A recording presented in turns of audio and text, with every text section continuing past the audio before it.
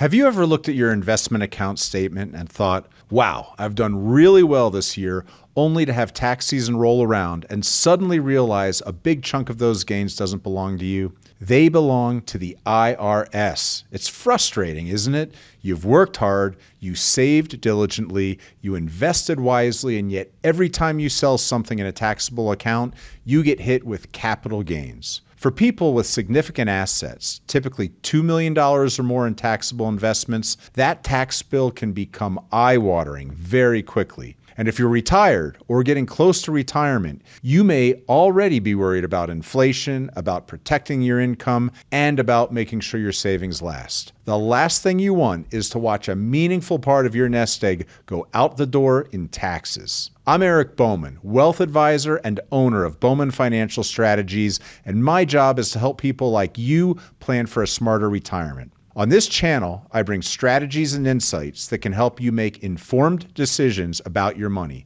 And today, I want to share with you a tax-efficient investment strategy that can help reduce the drag of capital gains taxes on your portfolio. It's called direct indexing.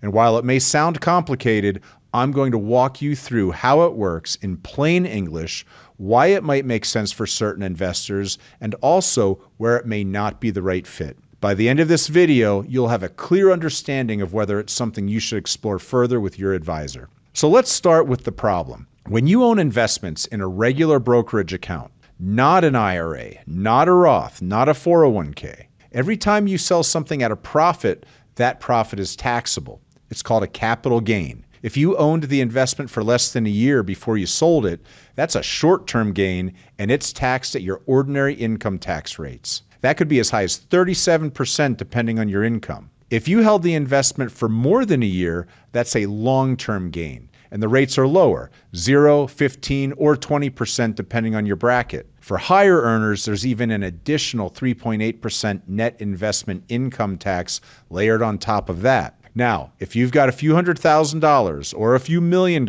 in taxable accounts, maybe from selling a business or from selling real estate or simply from decades of successful investing, these taxes can add up very fast. Even rebalancing your portfolio, something you do to help your investments stay aligned with your goals, can create taxable events. The reality is that for wealthy investors, taxes are often one of the largest drags on long-term performance. So, what can you do about it? One effective tool is called tax loss harvesting. Here's the basic idea.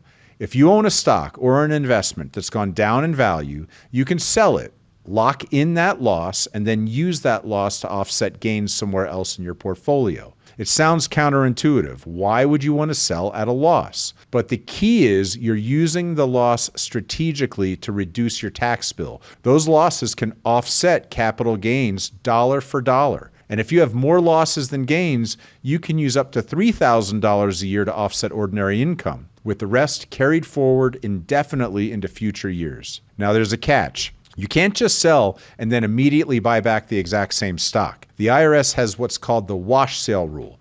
If you sell a security at a loss and then buy the same or substantially identical security within 30 days before or after, that loss is disallowed. So if you sell Apple at a loss today and then buy Apple again tomorrow, you don't get to claim the loss. That's why tax loss harvesting requires some planning and precision. You want to capture the loss, but you also want to stay invested so you don't miss out on potential market growth. For smaller portfolios, this can be managed fairly simply. You can look at a few stocks or funds, decide which ones to harvest, and reinvest in something similar but not identical. But for larger portfolios, especially those invested heavily in mutual funds or ETFs, it gets much harder. If all you own is an S&P 500 index funds, you don't have the ability to pick and choose which individual holdings to sell. You either sell the whole fund or nothing, and that limits your opportunities to harvest losses. That's where direct indexing comes in. Instead of owning an index fund that tracks, say, the S&P 500, you buy the actual individual stocks that make up the index. In practice, this usually means owning 300 to 400 of the largest positions in some level of proportion in the same weightings as the index. The idea is to try to replicate the performance of the index as closely as possible while giving you the flexibility to make decisions at the individual stock level. Why is that powerful? Because in any given year, even if the S&P is up overall, there are always going to be companies within it that are down. With direct indexing, you may be able to sell those underperformers at a loss, offset gains elsewhere, and then buy a different company in the same sector to maintain your exposure. That may create more frequent opportunities to harvest losses compared to owning a single ETF or a mutual fund. So let me give you an example. Imagine you own a direct indexing portfolio that mirrors the S&P 500. The market as a whole is up 8% for the year, but within that index, Tesla drops 10%. With direct indexing, you can sell Tesla, realize that loss, and offset gains elsewhere. To keep your exposure to the auto sector, you might buy Ford or GM instead. That way, you're still invested, you've avoided the wash sale rule, and you've captured a tax benefit that you couldn't get if you just owned an ETF. Over time, especially in volatile markets, these opportunities can really add up. Research suggests that direct indexing can improve after tax returns by 1% to 2% per year for high net worth investors. Now, that may not sound huge at first, but think about compounding. If you have $2 million invested, even a 1% improvement per year can mean hundreds of thousands of dollars over a decade. That's money that stays in your pocket instead of going to the IRS. Now let's talk about some of the mechanics. With direct indexing, you're not literally holding all 500 companies in the S&P. In most cases, you're holding around 350 of them, chosen carefully to help replicate the index's performance while giving you flexibility to trade. This is managed using algorithms and advanced portfolio tools.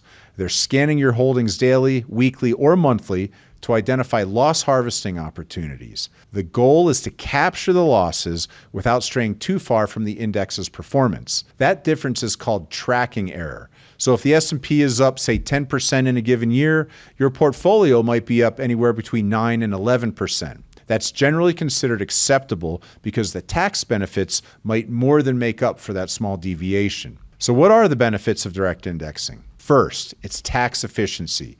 You have more chances to harvest losses, which can help you meaningfully reduce your tax bill over time. Second, customization. If you care about the environment or social issues, you can exclude certain companies or tilt towards others. If you already own a lot of one stock, say from your career, you can adjust your index to avoid being overweight. Third, flexibility. You can design the portfolio to track different benchmarks. The S&P 500, the NASDAQ, Russell 2000 small cap, all depending on your goals. But of course, there are downsides. Direct indexing is more complex. It usually requires professional management and advanced technology to implement. There are also costs. Management fees often range from 0.2 to 0.5% on top of the advisory fee. So depending on your custodian, there may be trading commissions, although many platforms do now offer commission-free trades. And while the strategy is powerful for large portfolios, it does not usually make sense for smaller ones. If you're investing less than a few $100,000 per index, the costs and complexity often outweigh the benefits. So who is this strategy really for? In my experience, direct indexing is best suited for affluent investors with at least $600,000 in taxable assets. It can be especially valuable if you've recently sold a business, or if you have significant real estate sales, or if you're in a high tax bracket with consistent capital gains exposure. It can also make sense if you're charitably inclined, because you can donate appreciated stocks directly to charities and avoid capital gains altogether. But if your assets are mostly in retirement accounts, or if you prefer a simple hands-off approach, then traditional ETFs and mutual funds are probably sufficient. At the end of the day, the goal is simple.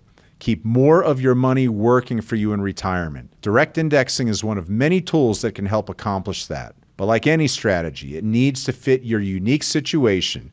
It's not a one-size-fits-all solution.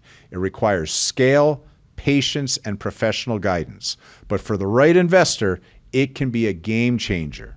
So let's recap. Capital gains taxes are a real issue for many wealthy investors in taxable accounts. Tax loss harvesting is a way to help offset those gains, but traditional retirement accounts limit your opportunities. Direct indexing gives you more granular control, allowing you to harvest losses at the individual stock level while maintaining market exposure. Done right, it can help to improve after-tax returns, provide customization, and offer the opportunity for meaningful long-term benefits. But it also comes with costs, complexity, and some risk. If this sounds like something you'd like to explore, we would be happy to talk you through it. And if you found this helpful, I'd encourage you to subscribe to the channel and turn on notifications. Every week, I share insights on retirement planning, taxes, investments, and strategies to help you protect your income and wealth. Our mission is to give you straightforward, no-nonsense education so you can make confident decisions about your future. Thanks so much for watching, and I look forward to seeing you in the next video.